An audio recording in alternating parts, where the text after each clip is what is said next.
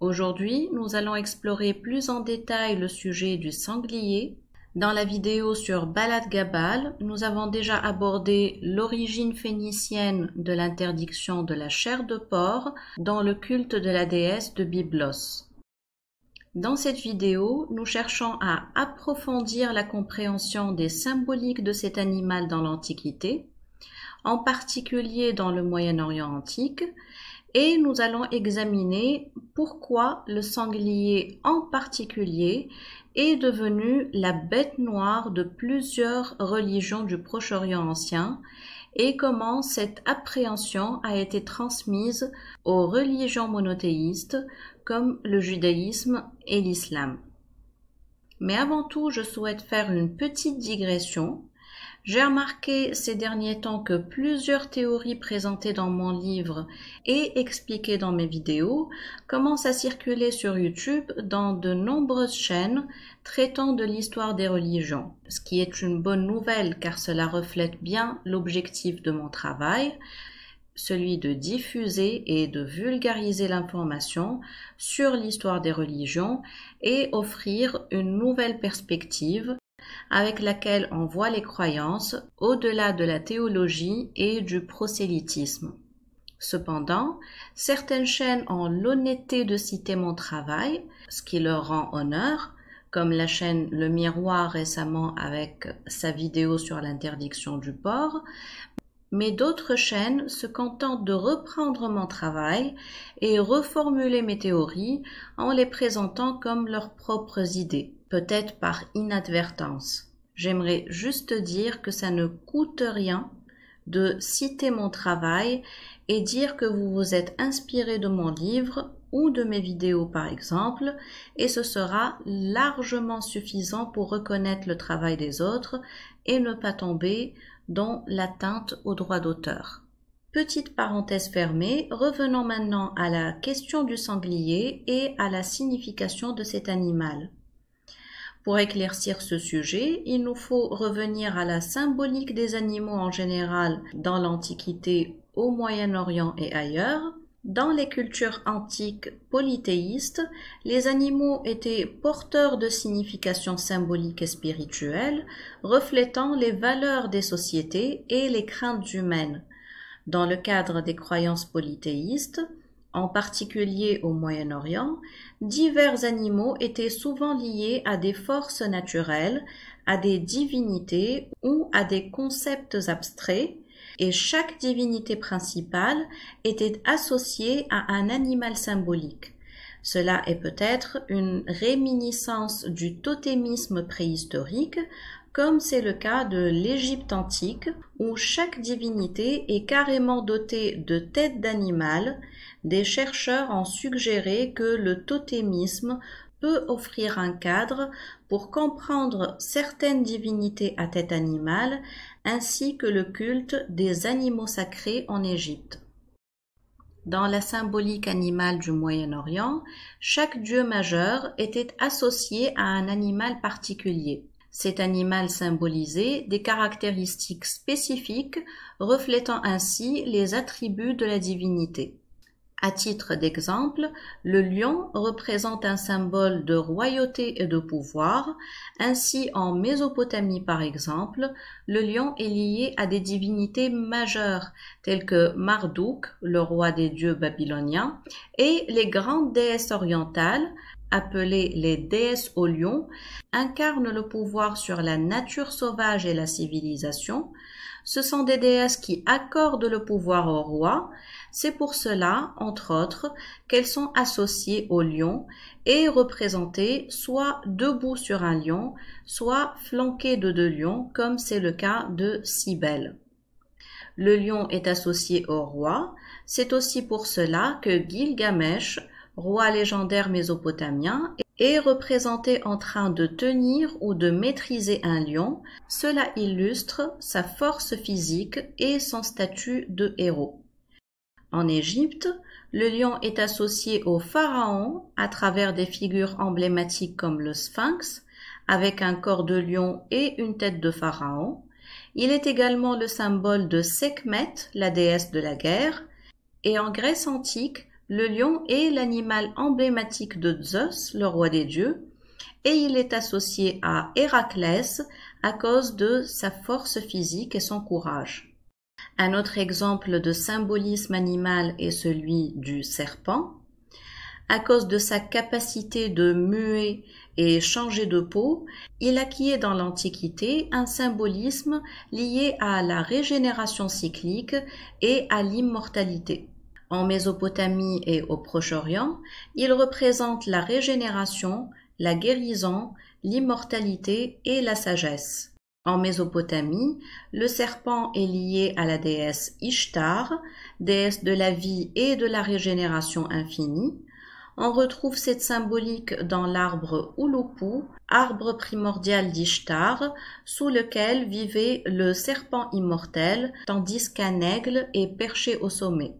Et en Phénicie, notamment à Tyr, le serpent est également présent, enroulé autour du tronc de l'arbre primordial, avec un aigle perché au-dessus. Le taureau, quant à lui, symbolisait la vigueur masculine et la fertilité. De nombreux dieux masculins de la fertilité étaient associés au taureau.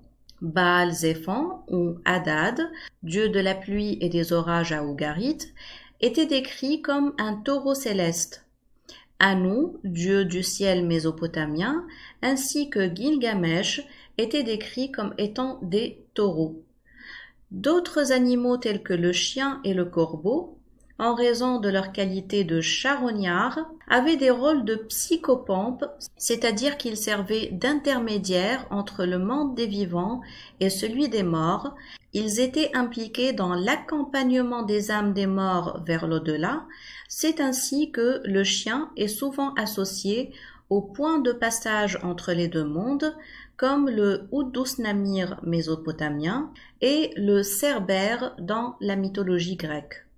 Ainsi, dans les croyances polythéistes antiques, les animaux sont chargés de symboliques religieuses. Et à cet égard, il est essentiel d'examiner ces significations pour mieux comprendre le traitement qui a été réservé aux sangliers dans les religions antiques et qui a conduit à la célèbre interdiction alimentaire. En examinant la symbolique du sanglier dans les religions antiques du Moyen-Orient, on découvre de nombreuses significations. Le sanglier occupe une place importante dans les textes mythologiques du Moyen-Orient antique, représentant des concepts souvent associés à la destruction et à la mort. Il était à la fois considéré comme un animal sacré et vénéré, tout en suscitant la crainte et la peur, en raison de son association avec des forces infernales. Cette dualité fait du sanglier une figure ambivalente, à la fois respectée et redoutée. Le sanglier est un animal sauvage. Il sort la nuit en meute et il représente une menace pour les agriculteurs parce qu'il s'attaque aux champs et dévaste les récoltes et les fruits. Au-delà de ses nuisances agricoles, le sanglier est redouté pour sa dangerosité à cause de ses puissantes défenses et à sa capacité à charger lorsqu'il est menacé, ce qui en fait l'une des proies les plus redoutables pour les chasseurs. Les voyageurs évoluant dans les forêts et les régions sauvages doivent rester vigilants face à cet animal robuste qui n'hésite pas à attaquer quand il se sent en danger. Il peut entrer dans une frénésie et infliger des blessures graves, ce qui lui vaut la réputation de combattant courageux et d'adversaire dangereux. La coexistence avec le sanglier dans les cultures antiques n'a jamais été sans défi et cet animal a laissé une empreinte marquante dans les traditions orales et les mythes. Il est crucial de souligner aussi que, dans l'Antiquité, la distinction entre le sanglier sauvage et le porc domestique n'était pas nettement définie. Le porc a été domestiqué à partir du sanglier, qui est une espèce facilement apprivoisable. Des recherches indiquent que les premières formes de porc domestique ont émergé en Asie mineure et en Mésopotamie vers 7000 ans avant Jésus-Christ. les porcs domestiques de l'Antiquité partageaient encore plusieurs traits physiques avec les sangliers, tels qu'un corps robuste et un groin allongé. Des descriptions archéologiques montrent que ces animaux avaient une apparence intermédiaire entre le sanglier sauvage et les races modernes de porcs. L'interdiction alimentaire phénicienne de l'Antiquité était spécifiquement liée au sanglier sauvage, considéré comme responsable de la mort d'Adonis lors d'une chasse. Toutefois, cette symbolique s'est naturellement transférée aux porcs domestiques en raison de la connexion évidente entre les deux et qui était alors beaucoup plus prononcée. Ainsi, le sanglier est devenu symbole de mort et de destruction, mais également de guerre, à cause de sa puissance et sa combativité. Plusieurs dieux de la guerre de l'Antiquité ont un sanglier comme animal symbolique, le sanglier étant considéré comme le guerrier par excellence. C'est le cas par exemple d'Arès et de Mars dans la mythologie grecque et romaine.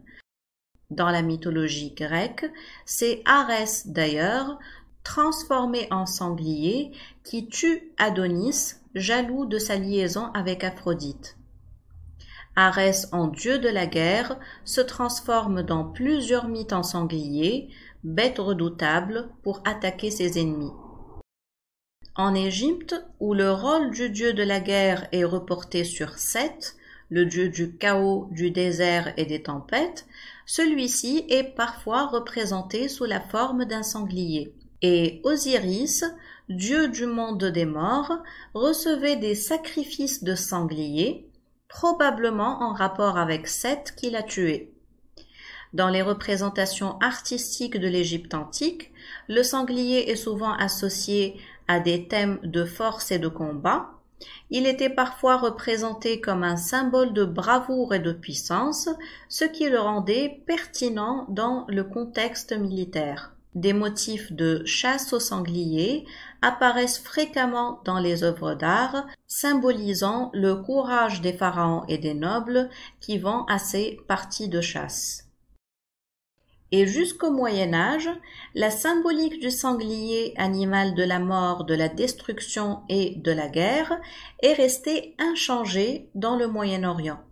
Un grand général de l'armée perse au 7e siècle, qui a usurpé le pouvoir en 630, était nommé Shaharbaraz, ce qui signifie le sanglier de l'Empire, en raison de son courage et de sa détermination sur le champ de bataille en tant que général. Bien qu'il soit redouté et craint, le sanglier a également une dimension sacrée associée à la sacralité de la mort et de la guerre. Ainsi, le sanglier, comme on l'a vu, est l'animal sacré des dieux de la guerre, mais également des dieux de la mort. Mais ce qui a ancré le plus cette symbolique religieuse du sanglier reste sans aucun conteste le célèbre mythe phénicien de Balad-Gabal et Adonis, où Adon, jeune amant de la déesse patronne de Byblos, est tué dans le mythe par un sanglier. L'animal devient un déicide, celui qui a tué le dieu, et les habitants de Byblos, associant l'animal à la mort, s'abstiennent de manger la viande de cet animal pour éviter de s'attirer la mort et les mauvais présages. La version de la mort d'Adonis dans la mythologie grecque, inspirée du mythe phénicien, est toujours la mort par le sanglier. Le sanglier est parfois Arès métamorphosé en cet animal. Il est parfois une bête envoyée par Héphaïstos ou Zeus. Adonis meurt aussi par accident dans une chasse au sanglier dans d'autres versions, mais le sanglier est toujours la cause de sa mort. Et c'est pareil dans les sources romaines. Dans les Métamorphoses d'Ovide, c'est Arès, jaloux, qui envoie un sanglier pour tuer Adonis dans les forêts du Liban. Cette histoire a donné lieu à des cultes célébrés dans toute la région phénicienne, à Byblos, à Tyr, à Sidon et dans d'autres zones d'influence phénicienne où le sanglier, responsable de la mort du dieu, est représenté aux côtés de la dépouille symbolique d'Adonis. Dans certaines régions, des sangliers sont sacrifiés en l'honneur de la déesse lors des lamentations annuelles commémorant la mort d'Adonis. De plus, dans la plupart des endroits d'influence phénicienne, la chair de cet animal n'est pas consommée car elle est liée à la mort.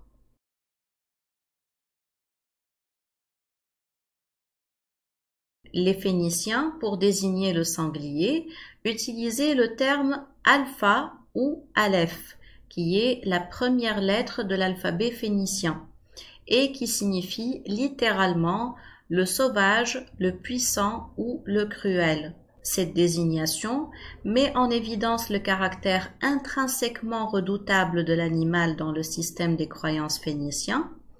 Alpha est d'ailleurs le mot qui a donné alouf ou halouf en arabe, qui veut dire porc ou sanglier.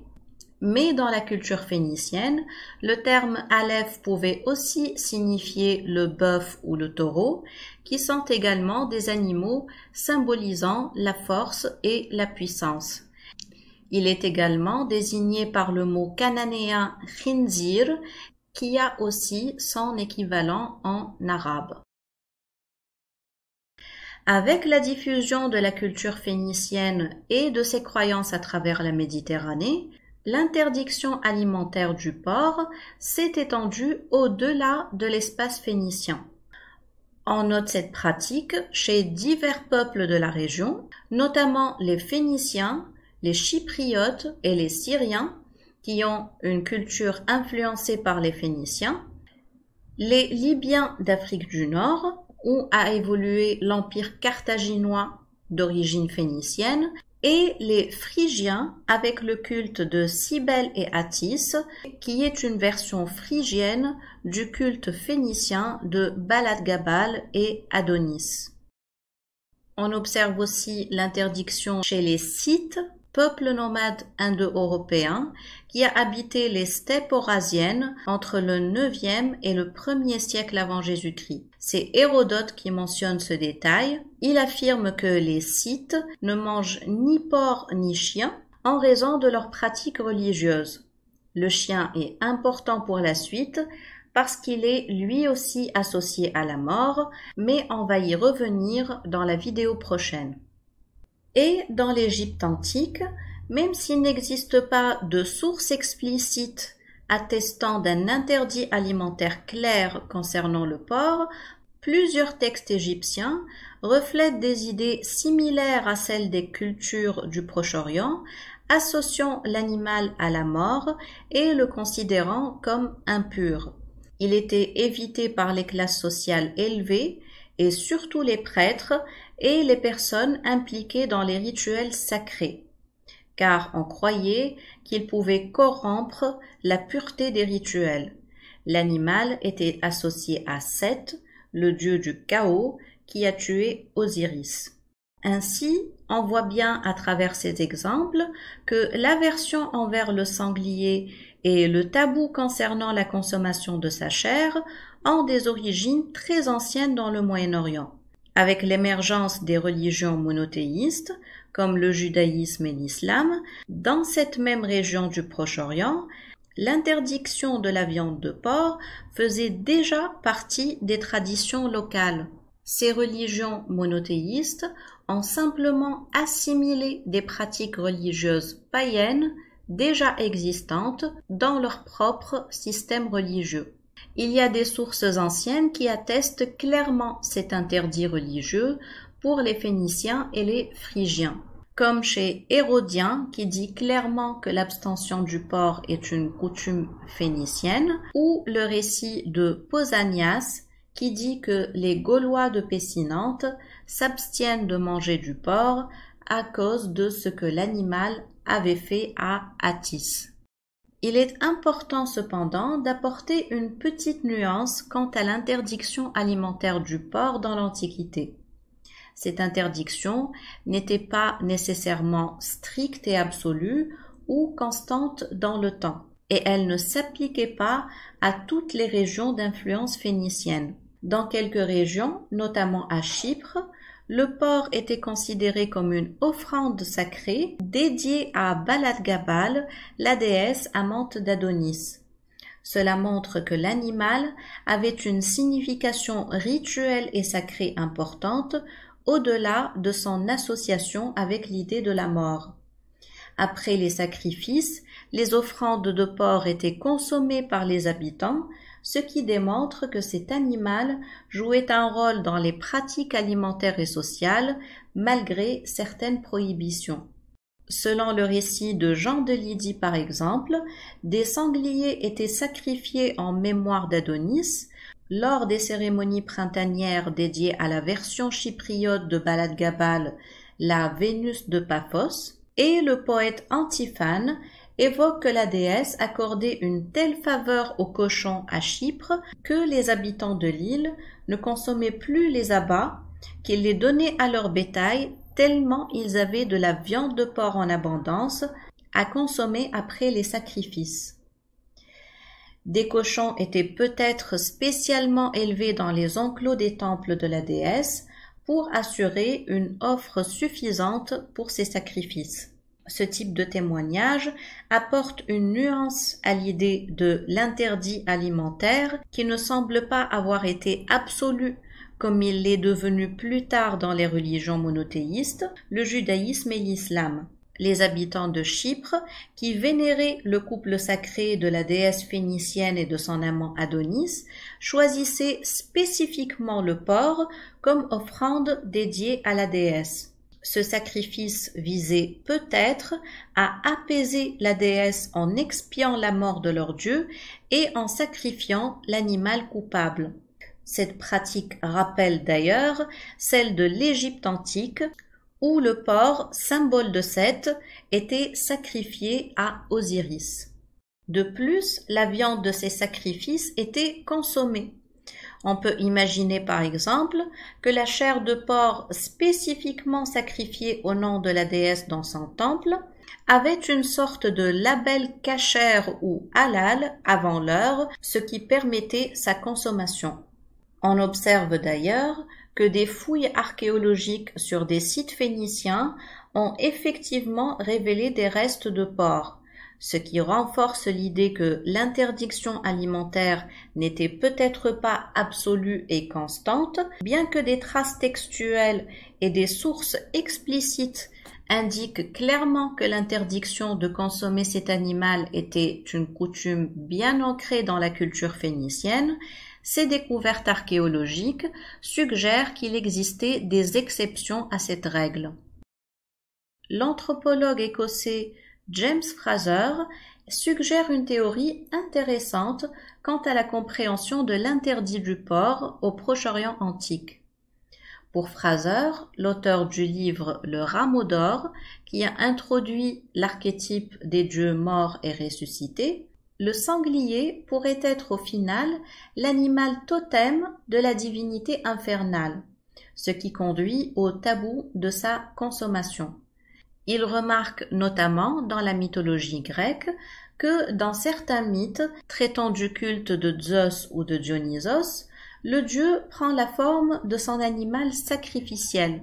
Pour Fraser, il est possible que le sanglier, un animal qui a une symbolique de la mort, soit considéré comme une représentation d'Adonis. Il serait alors un animal totem.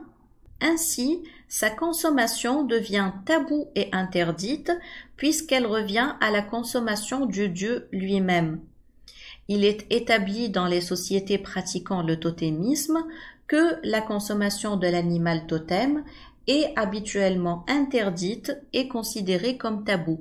Il est possible que les croyances du Proche-Orient antique aient gardé certains éléments totémiques dans leur système religieux. Le culte de la mort et de la résurrection en Grèce, par exemple, est particulièrement représenté par les mystères d'Éleusis, qui étaient des rituels dédiés à Déméter et sa fille Perséphone. Le récit central de ces mystères évoque la descente de Perséphone aux enfers, où elle devient l'épouse d'Hadès. La mort et la résurrection de Perséphone, qui voyage tous les ans entre le monde des morts et celui des vivants, remplace le mythe du Dieu mort et ressuscité du Moyen-Orient, duquel il s'inspire. Et les sacrifices réalisés en Grèce antique dans le cadre des mystères d'Éleusis impliquent également des cochons. Dans les mystères d'Éleusis, on sacrifiait à Perséphone, reine des enfers, une truie pleine de sa première portée, et à sa mère Déméter, un sanglier et un petit cochon. Et à sa mère Déméter, un sanglier et un petit cochon. Ce qui montre qu'en Grèce antique également, comme dans le Moyen-Orient, le porc était lié à l'idée de la mort et au Dieu mort et ressuscité, même si l'interdiction alimentaire du porc n'est pas arrivée jusqu'en Grèce. À travers les mythes, symboles et croyances associés au sanglier, que nous avons examinés dans les religions polythéistes du Moyen-Orient antique, il est évident que l'interdiction de consommer la chair de porc est une coutume profondément enracinée et ancienne dans cette région. Cette pratique est étroitement liée à la riche symbolique entourant cet animal, ainsi qu'aux récits mythologiques qui lui sont associés dans les croyances anciennes. Elle était particulièrement présente dans les zones d'influence phénicienne et liée à un dieu mort et ressuscité. Cette interdiction s'est perpétuée au fil des siècles jusqu'à se retrouver dans les religions monothéistes qui ont émergé plus tard dans la même région au Proche-Orient. On remarque par contre que l'interdit alimentaire dans le judaïsme et l'islam est tout de même un peu différent. Tout d'abord, c'est un interdit absolu, contrairement aux nuances présentes dans les croyances antiques. Et d'autre part, cette interdiction a perdu la richesse symbolique et mythologique associée à l'animal dans l'Antiquité, se réduisant à des lois divines sans explication particulière. Ainsi, le sanglier, à la fois sacré et maudit, craint et vénéré, animal tabou et sacrificiel, n'a plus cette symbolique riche dans les religions monothéistes qui ne conservent que la pratique.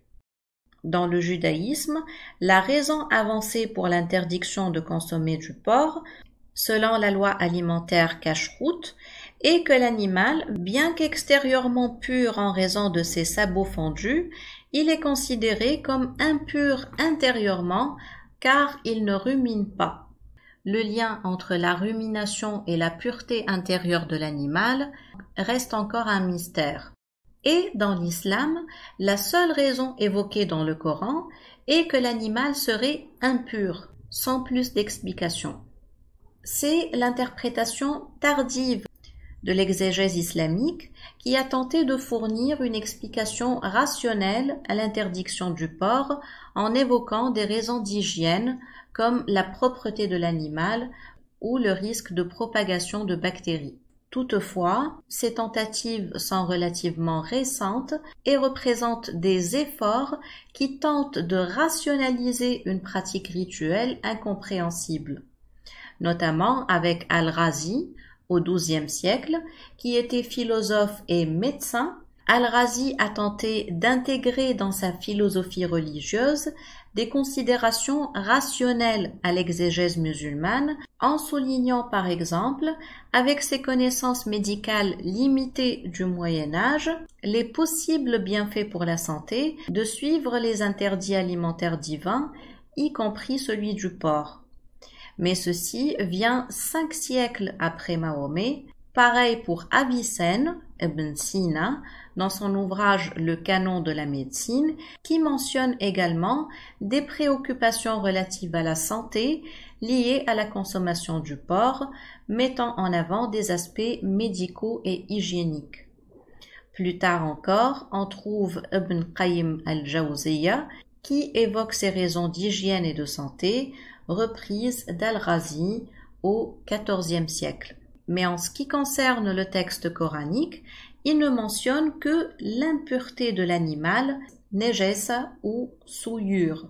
Cette notion d'impureté est d'ordre religieux et non physique et matériel, et elle était déjà présente dans les croyances antiques concernant tout ce qui était lié à la mort. Dans les sociétés anciennes, les personnes ayant été en contact avec la mort, que ce soit par le décès d'un proche, la présence lors d'un enterrement ou un contact avec un cadavre, devaient se purifier rituellement car elles étaient considérées comme rituellement impures, souillées par la mort, notamment si elles souhaitaient entrer dans un temple.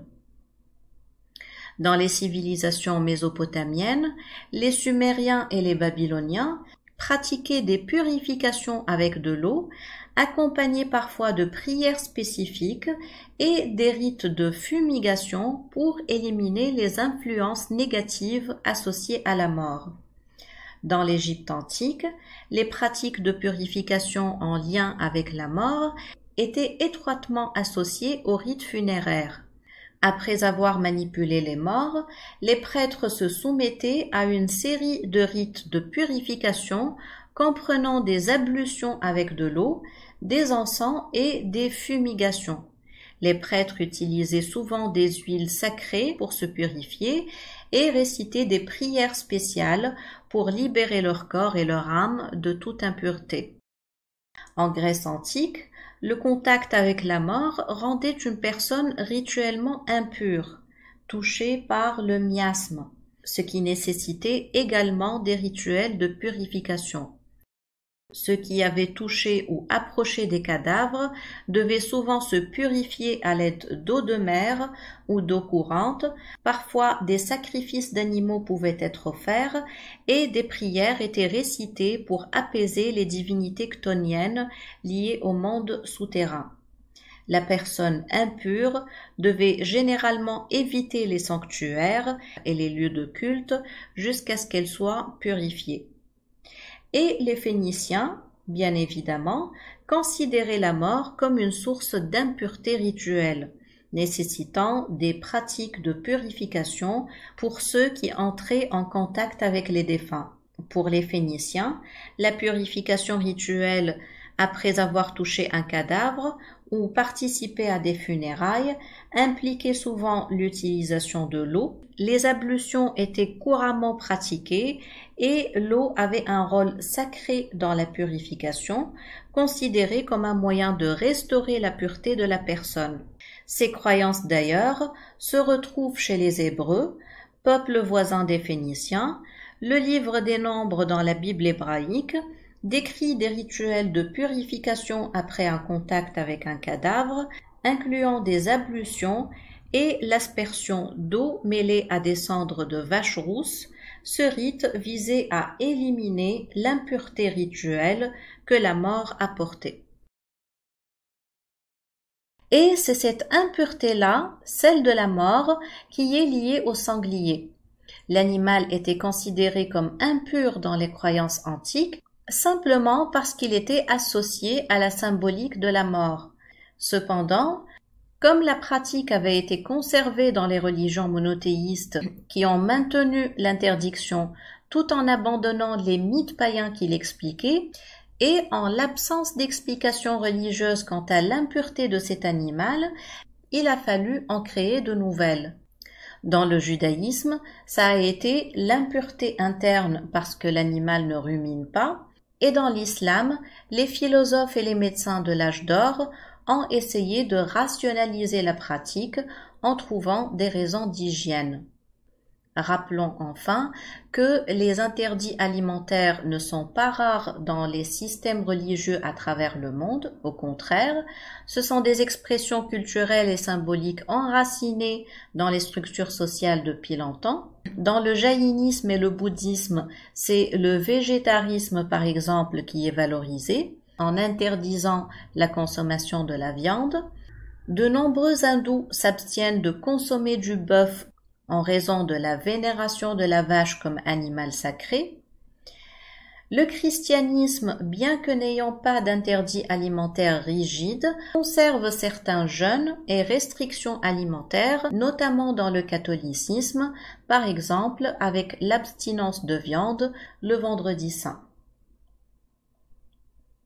Dans les religions traditionnelles et les croyances chamaniques, on observe également des interdits alimentaires souvent en fonction des relations totémiques ou spirituelles avec certains animaux.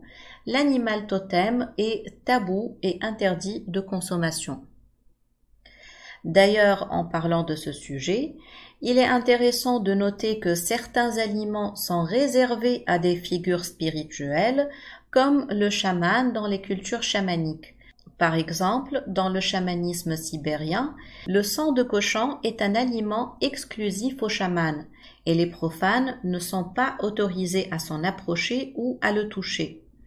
Le chaman consomme cet aliment tabou pour entrer en extase et communiquer avec les esprits. Dans un témoignage ethnographique, un chaman affirme d'ailleurs que quand il boit du sang de cochon, ce n'est pas lui qui boit, mais son ayami, c'est-à-dire l'esprit qui lui est associé et qui lui apprend à chamaniser.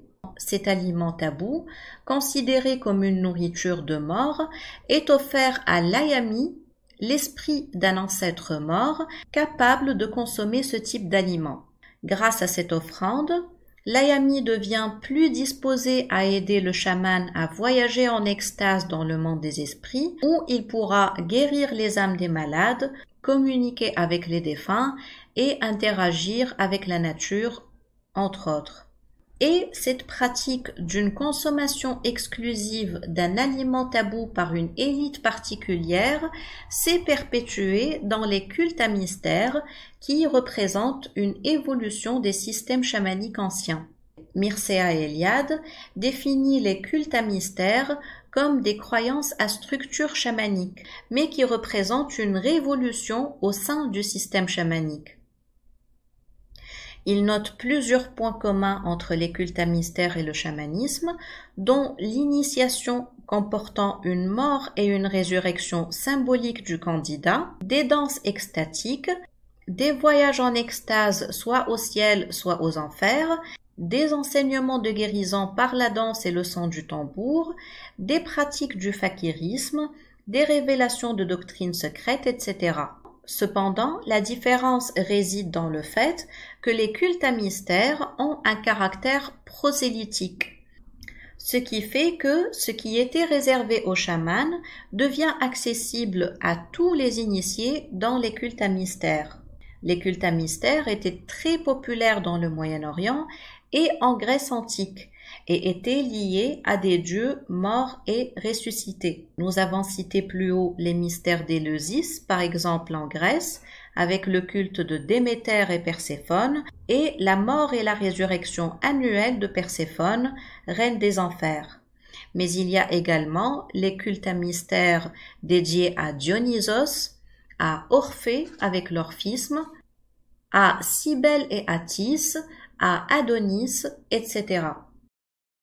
Et dans ces cultes, qu'il s'agisse du Proche-Orient ou de la Grèce antique, les initiés consomment souvent un aliment tabou, ce qui leur permet d'accéder à l'au-delà et à la vie éternelle après la mort. Cet aliment interdit consiste en la consommation du dieu lui-même ou de son animal symbolique. Lors des bacchanales dédiées au dieu Bacchus ou Dionysos, l'une des pratiques centrales était l'homophagie, c'est-à-dire la consommation de chair crue. Les participants, appelés les bacchantes ou les ménades, s'engageaient dans des rites sauvages et frénétiques, au cours desquels ils déchiquetaient un animal vivant, généralement un bouc ou un taureau, représentant Dionysos lui-même. Les bacchantes déchiraient l'animal avec leurs mains pour manger sa chair crue et boire son sang. Cette pratique était considérée comme un moyen de communier directement avec la divinité en absorbant sa force vitale et en se reliant à sa nature, offrant ainsi aux initiés la promesse d'une vie éternelle après la mort. manger la chair et boire le sang d'un dieu pour avoir la vie éternelle après la mort se retrouve non seulement dans le culte mystérique de Dionysos Bacchus, mais également dans de nombreux cultes à mystère de l'Antiquité liés à des dieux morts et ressuscités, dont le culte à mystère de Cybèle et Attis, où les initiés consommaient symboliquement la chair et le sang d'Attis pour la même promesse, avoir une vie éternelle après la mort. C'est ce que l'on retrouve plus tard dans le christianisme, quand Jésus promet la vie éternelle à ceux qui pratiquent l'Eucharistie en disant « Celui qui mange ma chair et qui boit mon sang a la vie éternelle ». On reviendra à l'Eucharistie plus en profondeur dans une vidéo dédiée au culte à mystère de l'Antiquité. Entre-temps, j'espère qu'avec cet épisode, vous savez désormais tout sur le sanglier. Cet épisode marque le début d'une série dédiée à la symbolique de divers animaux et objets dans les croyances antiques du Moyen-Orient, qui ont eu leur impact plus tard sur les religions monothéistes, y compris l'islam. Nous avons commencé par l'animal le plus évident qui est le sanglier. Le prochain épisode sera consacré à un autre animal ayant eu un impact significatif sur l'imaginaire islamique qui est le chien. Beaucoup d'entre vous le savent sans doute, l'islam entretient une aversion et une haine incompréhensible envers les chiens, mais en nous penchant sur les croyances antiques et en examinant la symbolique de cet animal dans les traditions du Proche-Orient ancien, nous allons peut-être percer le mystère et comprendre d'où provient cette attitude islamique envers les chiens et quelle est son origine symbolique et mythologique. Je rappelle que ces vidéos sont inspirées de mon livre « La pierre noire du paganisme à l'islam ». Le lien vers le livre se trouve en description. Merci d'avoir regardé cette vidéo et à bientôt.